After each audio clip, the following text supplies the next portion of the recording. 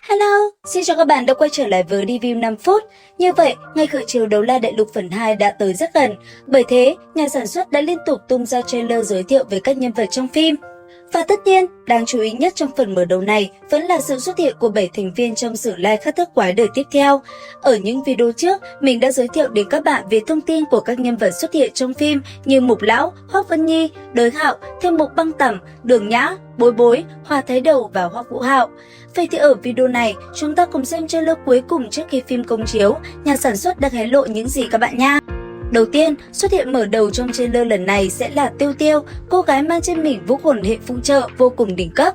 Sở hữu trong mình song sinh vũ hồn là tam sinh trấn hồn đỉnh và cửu phụng lai nghi tiêu. Chính vì vậy, mặc dù chỉ là hồn sư hệ phụ trợ, thế nhưng thực lực của nàng lại vô cùng mạnh mẽ. Sau khi đột phá 90 cấp, nàng đến lấy phong hào là Tiêu đỉnh Đấu La. Có thể nói, cô nàng này rất có nét giống với Triệu Vinh Vinh. Bởi vậy, không chỉ đáng yêu, cô nàng này cũng rất bướng bỉnh. Thế nhưng thật may, nàng đã có Hỏa Thái Đầu ở bên. Bởi vậy, anh chàng này sẵn sàng chịu đựng mọi thứ để bên người con gái mà mình yêu. Tiếp theo sau Tiêu Tiêu sẽ là Giang Nam Nam, một mỹ nhân khác trong thất quái. Sở hữu vũ hồn nhu cốt mị thỏ, nàng chính là một bản sao khác của Tiểu Vũ. Là một hồn sư gần mẫn công, nàng sở hữu tốc độ như một tia chớp. Thêm vào đó, lực lượng công kích cùng sát thương của nàng cũng là cực kỳ lớn. Sau khi cùng thất quái trải qua quá trình rèn luyện, sau nhiều năm, nàng cuối cùng cũng đột phá 90 cấp và lấy hiệu là nhu cốt đấu la, giống với Tiểu Vũ. Và kế tiếp, sau Giang Nam Nam sẽ là Tử Tam Thạch, người yêu của nàng. Có thể nói với anh chàng này, đó là một câu chuyện vô cùng hài hước. Sở hữu cho mình vũ hồn, huyền quy đệ nhất hệ phòng ngự, Tử Tam Thạch chính là tấm lá chắn vững chắc nhất cho 6 thành viên còn lại. Thế nhưng mặc dù sở hữu cho mình vũ hồn huyền quy, tuy nhiên tính cách của hắn lại không trầm ổn như vũ hồn. Có thể nói, anh chàng này là một người vô cùng phóng khoáng và trăng hoa. Bởi vậy, sau một lần hiểu lầm, hắn đã khiến Giang Nam Nam nhớ như in trong lòng. Bởi vậy, mặc dù đêm lòng yêu nữ nhân kia, thế nhưng phải rất lâu sau, hắn mới khiến nàng tin tưởng và cưa đổ được nàng. Tuy vậy, đừng nhìn hắn trăng hoa phóng khoáng mà coi thường, sở hữu vũ hồn đệ phòng ngự đỉnh cấp. Sau khi phong hào, Từ Tam Thạch liền lấy hiệu là Huyền Vũ Đấu La, lực phòng ngự là cực kỳ khủng bố. Cho dù là cực hạn đấu la 99 cấp muốn phá vỡ phòng ngự của hắn cũng không phải dễ dàng. Bởi vậy, đây chính là một nhân vật cực mạnh trong thất quái. Và cuối cùng, nhân vật đặc biệt nhất xuất hiện trong trailer lần này làm đốn tim không ít cư dân mạng, đó là sự xuất hiện của Đường Vũ Đồng, con gái Đường Tam và Tiểu Vũ. Có thể nói, mang trên mình nét đẹp thừa hưởng từ mẹ. Bởi vậy, Đường Vũ Đồng sở hữu một vẻ đẹp vô cùng mê hoặc. Chính bởi thế, nàng đã khiến Hoắc Vũ Hạo, nhân vật chính trong phần 2 phải say đắm. Tuy nhiên, mở đầu trong phim, nàng lại không xuất hiện với dáng vẻ thiếu nữ.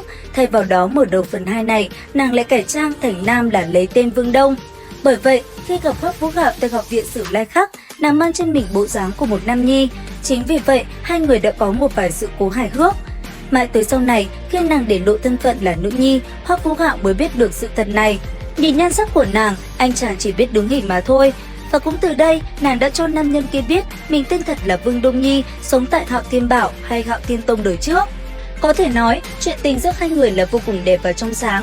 Hàng ngày, họ đều đạp xe đi tới Hồ Hải Thần và ngắm hoàng hôn. Đến khi tu luyện, họ cũng luôn ở bên nhau không tách rời. Bởi vậy, sau quá trình luyện tập cùng nhau, hai người đã có với nhau tới 4 cái võ hồn dung hợp kỹ. Và sở dĩ hai người có với nhau tới 4 cái võ hồn dung hợp kỹ cũng bởi vì võ hồn mà họ sở hữu có sự tương đồng cực kỳ lớn.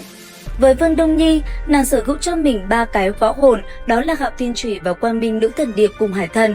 Có thể nói, thực lực của nàng chỉ xếp sau Hoắc Vũ Hạo mà thôi. Sau khi đột phá 90 cấp, nàng đến lấy phong hào là Đông Điệp Đấu La. Tuy vậy, cuộc đời nàng lại có rất nhiều bí ẩn, nếu như mình nói ở đây, chắc chắn rất nhiều bạn sẽ không hiểu. Chính vì vậy, mình chỉ nói sơ lược một chút thôi các bạn nha. Sau khi nàng đi lên thần giới, mình sẽ làm video chi tiết hơn về Vương Đông Nhi hay Đường Vũ Đồng nhé các bạn.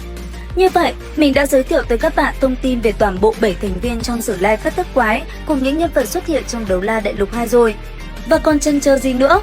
Thứ Bảy tuần này hãy bật ngay điện thoại lên để theo dõi những tập đầu tiên của Đấu La Đại Lục 2 các bạn nha. Video đến đây là hết. Xin chào và hẹn gặp lại!